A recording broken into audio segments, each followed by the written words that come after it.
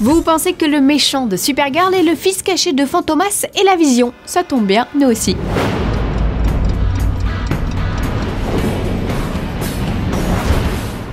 En 2002, Steven Spielberg dévoilait au monde entier son Minority Report adapté d'une nouvelle de Philip K. Dick. Un film qui a fait date dans l'histoire de la SF et qui s'offre aujourd'hui une seconde vie au travers de sa série dévoilée hier soir aux États-Unis. Le show est donc une suite du film de Spielberg puisque l'intrigue se déroule 10 ans après la fin des événements que l'on connaît. Si Pré-Crime n'existe plus, les précogs, eux, continuent de courir les rues. Les précogs, ce sont des humains dotés d'une capacité hors du commun anticiper les crimes. On suit donc ici le destin de Nash campé par Stark Sands et de sa rencontre avec une femme flic, le pendant féminin de Tom Cruise dans le film.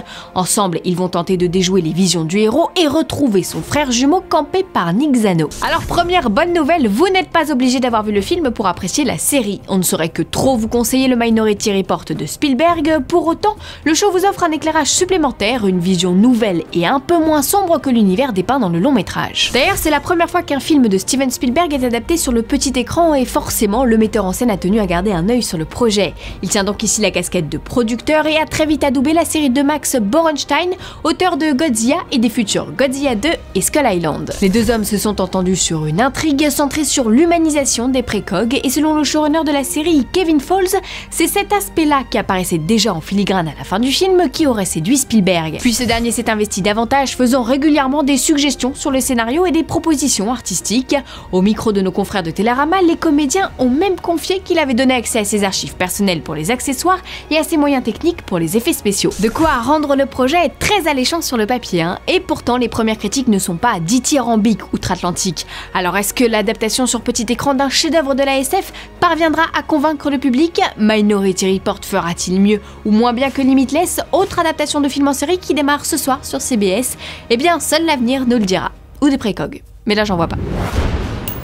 Aussi badass que Trinity qui met KO Jar Jar Binks pour le compte de Studio Vrac à retrouver sur YouTube. Voici les news en bref. Évite celle-là.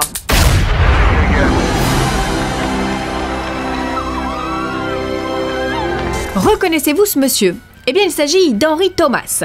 Non, toujours pas? Et là, c'est mieux? Car oui, Henry Thomas n'est autre que l'interprète d'Elliot dans E.T. l'extraterrestre. Un interprète qui a bien grandi et qui rejoint aujourd'hui les pénates d'Universal pour Ouija 2, produit par Michael Bay et Jason Blum. Le comédien révélé par Spielberg à l'âge de 11 ans n'a pas rencontré un immense succès, contrairement à sa partenaire Drew Barrymore. Peut-être que cette apparition dans la suite de Ouija remettra Henry Thomas sur le devant de la scène. Ah, les esprits me disent dans l'oreillette que oui, à moins que l'une des victimes ce soit lui. Bref, réponse en salle le 26 octobre 2016. Une fois n'est pas coutume, en 2015, Halloween tombe un samedi soir, l'occasion pour le Max Linder de faire honneur à une trilogie de l'horreur. Et quelle trilogie, hein! Le 31 octobre prochain, vous avez rendez-vous avec la saga Scream. Réalisée par le maître Wes Craven, Scream a fait date dans l'histoire du slasher movie. Près de 20 ans après la sortie du premier volet, serez-vous prêt à venir frissonner dans les fauteuils molletonnés du Max Linder? Ne manquez surtout pas cette soirée qui tombe à pic pour rendre un tout dernier hommage au regretté Wes Craven décédé le 30 août dernier. Et si le cœur vous en dit, venez déguisé. En attendant, rendez-vous à l'adresse qui s'affiche en bas de votre écran pour réserver vos places dès maintenant. Aujourd'hui dans le courrier des fanzoniens, on répond enfin à Galad qui nous demande des news de Pirates des Caraïbes 5 depuis un petit moment déjà. Eh bien Galad, l'actu est de ton côté puisque l'équipe du film vient de publier une photo. Alors la Galad, j'espère que tes lunettes sont bien vissées sur le bout de ton nez. Ta mission, si tu l'acceptes, retrouver Jack Sparrow. Mais où est notre pirate? Le plus triste dans tout ça, c'est que ce fripon n'a évidemment pas enfilé son t-shirt rayé pour nous faciliter la tâche. Tiens, au cas où tu l'aurais oublié, voilà un aperçu de notre corsaire préféré. Alors l'as-tu trouvé? Si le cœur t'en dit, tu peux aussi chercher Javier Bardem, Kaya Scodelario ou Orlando Bloom.